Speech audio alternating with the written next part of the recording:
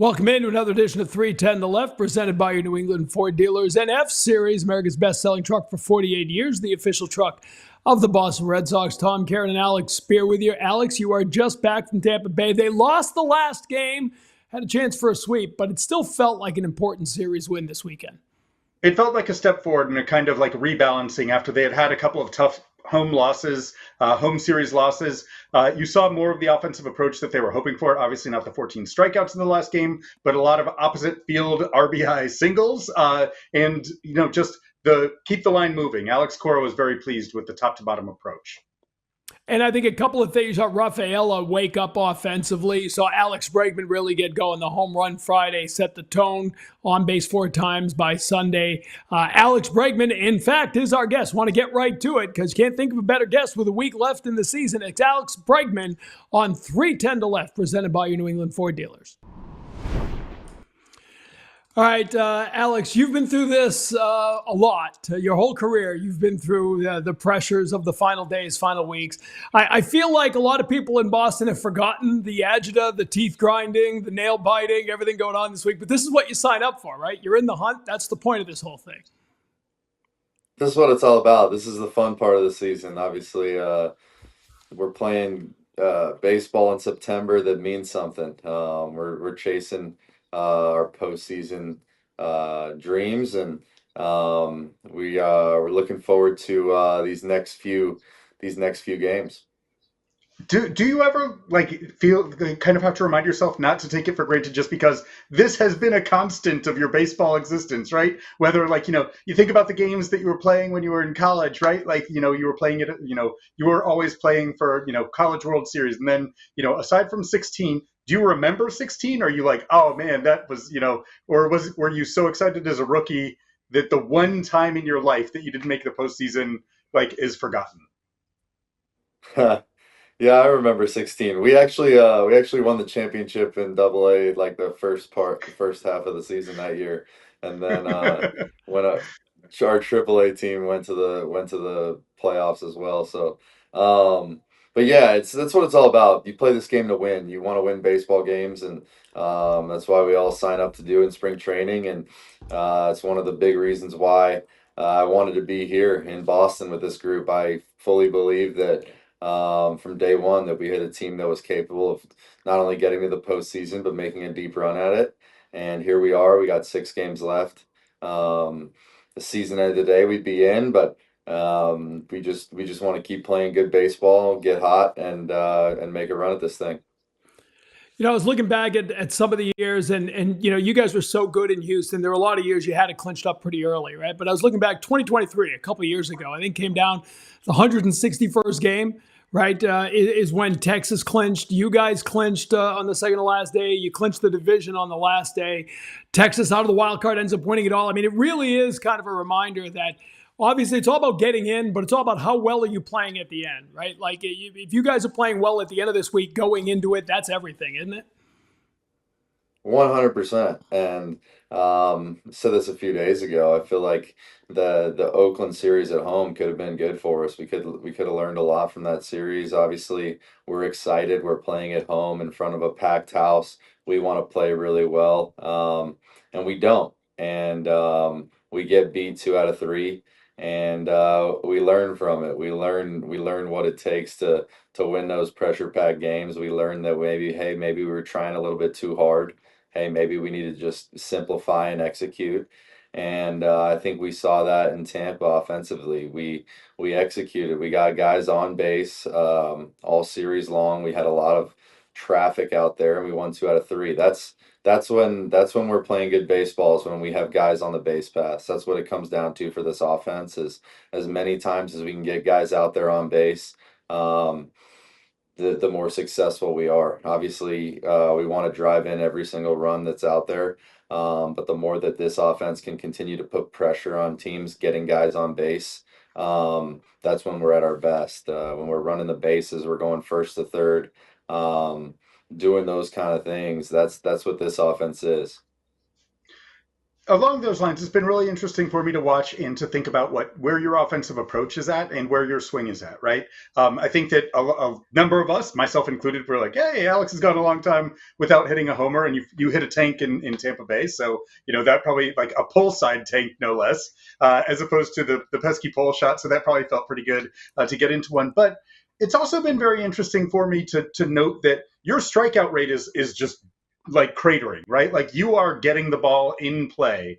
I wonder whether or not you've been kind of like turning the dials a little bit based on whether it's just the length of the season, whether it's physically where you're at, whether it's where the swing is at, and saying like, okay, if I don't have the timing to reliably get to pull side in the air, like how can I make myself a productive hitter? Because this series in Tampa was very interesting with not only the home run, but then in the last game, couple walks, couple singles, like RBI single to the opposite field. And I'm just wondering where your offensive approach is at.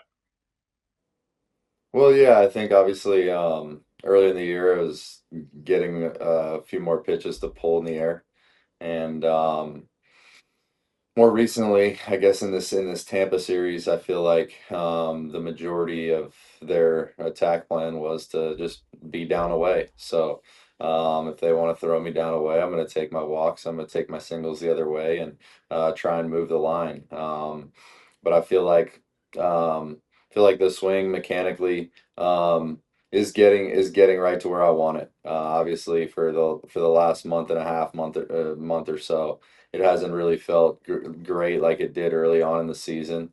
We've been working hard at it every day to get back to feeling good, and like you said, being able to pull the ball in the air, and then when I hit the ball the other way, keep it low on a line or in that four hole. And I feel like when my swing's at its best, it's line drives the other way and it's high in the air to the pull side hard. So um, feel like this last series was a step in the right direction. I feel like I controlled the strike zone well, and also got to keep in mind just um, not trying to do too much, just taking kind of what they're giving me, and if they're wanting me to hit a single the other way, then that's what I got to do sometimes. I want to talk about that, Alex, as a team mindset, a team approach, right? Like I'm with Jim Rice in studio and talk about line drives, putting the ball in play, and it kind of becomes this old school, new school debate sometimes. But I feel like watching the playoffs every year, it kind of becomes old school. Like it's about moving the line. Great, you'll take a 3-run home run all day, every day, right? But when you watch playoff games, it seems like a lot of those games are won in a big inning. Like you chase a pitcher, you put together hits, you draw a walk, you keep that line moving. Is it different come not just playoff time, but like this week, come playoff stretch time, come playoff time? That suddenly the approach is I don't want to say small ball, but it is about just getting on base and keeping the line moving, right? Yeah, I feel like the more guys you can get on base, the more pressure you could put on in the postseason. One run feels like 10 runs, honestly. So,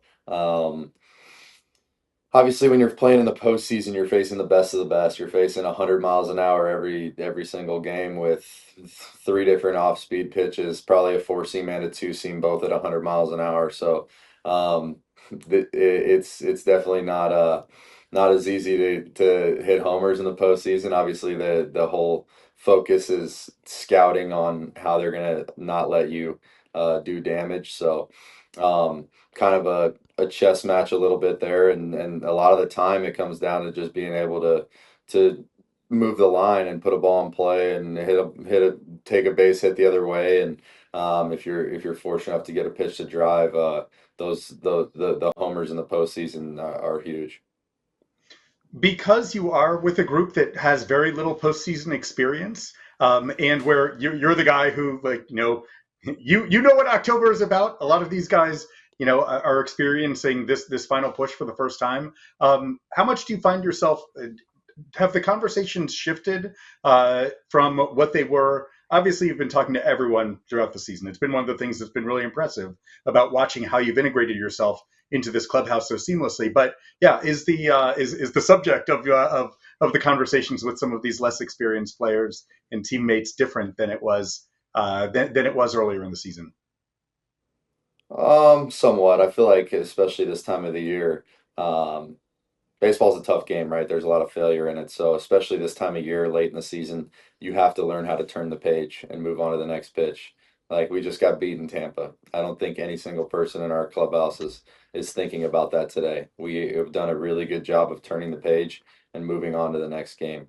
And I feel like having the next pitch mentality is huge this time of year. I feel like most of our conversations have been based on execution and preparation. I feel like since about May, the level of preparation and that this group has had has been second to none. I feel like we've prepared extremely well on both sides of the ball, and it's gonna be more of the same in the postseason.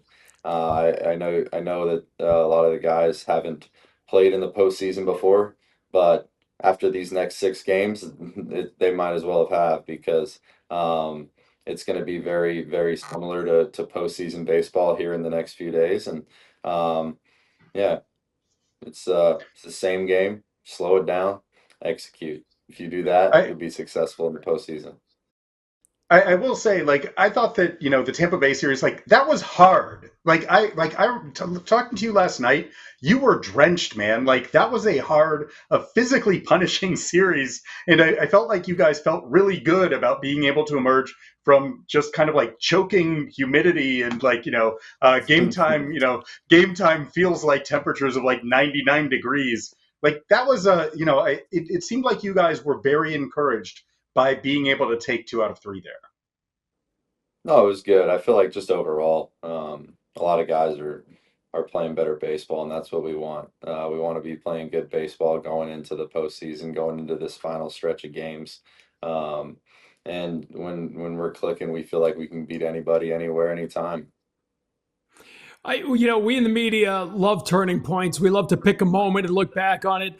And maybe it's getting carried away, but that Jaron Durant home run, it felt like you could hear the clubhouse and the dugout exhale up here in Boston. You pile on a bunch of runs after, right? And all of a sudden you win that one 11-7. But we get carried away watching it and talking about stuff like that. Did you feel that in real time? Do moments like that suddenly let a team just sort of relax a little bit? Because it looked like you've been waiting for that moment for a while. No, I mean it was a huge homer, and it was a huge swing in that game, and obviously gave our offense momentum moving forward into the next few games of the series. And it's not an easy homer to hit either. The pitcher that he's facing is super tough left on left. Throws 99-mile-an-hour four seam. He's got a 97-mile-an-hour sinker and two different sliders. So for Jaron to do that. And come up big for us right there. It was huge. Set us up for the rest of the series, and also just kind of let everybody take a deep breath, like you said, and continue to push forward. Curious, like kind of taking a step back, as you guys are obviously playing. You're making this postseason push. Is there anything about this experience of making the push in Boston that's been different from what you've experienced elsewhere in your career? Or do you just feel like this is what I always experience, or like how is the Boston September to remember experience different than that you experienced in Houston? I'm not too sure. It's pretty similar. Obviously, everyone is very excited that we have a um, chance to go to the postseason. I know it's been a few years um, here, but yeah, I would say it's fun. I feel like a lot of people are believing that we could make a run at this thing in Boston, and I feel like that's why when the games don't go that well, like the Oakland series, it's over magnified, and when you win one game against Tampa, it's like it's over magnified as well. So. I feel like it's got to be slowing down and taking one pitch at a time, and um, the more that we do that, the better off we're gonna be. And I feel like inside the clubhouse, guys are very confident. Um, we know what it takes to play good baseball, and we feel like we can compete with anybody. So I'd say it's pretty similar. Definitely a ton of excitement, not only in the clubhouse, but also the fans in Boston are very excited as well. So hopefully, hopefully we can continue to move forward and keep going and make a good run at this thing. We're literally here to over magnify. That's our job. I mean, I think it's in my job description. But it's interesting, right? You guys have had a good record at home, but not of late, right? It's gone the other way over the last month or so. When you weren't here the last couple of years, they haven't had a good record at Fenway Park. It was back this year. Does pressure factor into that at all? I mean, it is a young team, and like you said, these fans, they will adore you on a good night. But Terry Francona had the great line once, right? It's not a 162 game season in Boston; it's 162 one-game seasons. Like every day is life or death in a lot of ways. Does a young team feel that more? Is that something this team is battling through a little bit over the last few weeks? Well, I think that's the best part about it, right? That's one of the cool things about playing in Boston is every game means like the world, right? Every game is sold out. Every game is pressure packed. Every game is picked apart afterwards of what went right, what went wrong, and there's a good healthy pressure that goes into playing there. And I feel like when you play underneath that pressure for 162 games, it's gonna feel no different when it's the postseason or when it's um, the final weekend of the season, and we have a first place team from the Central coming into town. So um, it's uh, it's fun. It's fun playing in that environment, and I think the guys really enjoy it. And you asked about playing at home and playing on the road. Um, I think maybe a little bit of it came down to we were a little excited this last series. Obviously, we wanted to play really well, and we know that we're getting close here down to the wire, and we were all trying to do a little bit too much. So sometimes it just comes down to slowing it down, and I think the guys will do a good job of that here moving forward. So you're focused incredibly on what is immediately in front of you. That said, like it's also nearing the end of season number one in Boston, right? And it's funny because you talked to Tom and me when we were all in Monterrey, Mexico at the beginning of the season. We were kind of wondering about about like how it was integrating into a new environment, and the first time you had changed organizations. So I'll ask you the same stuff.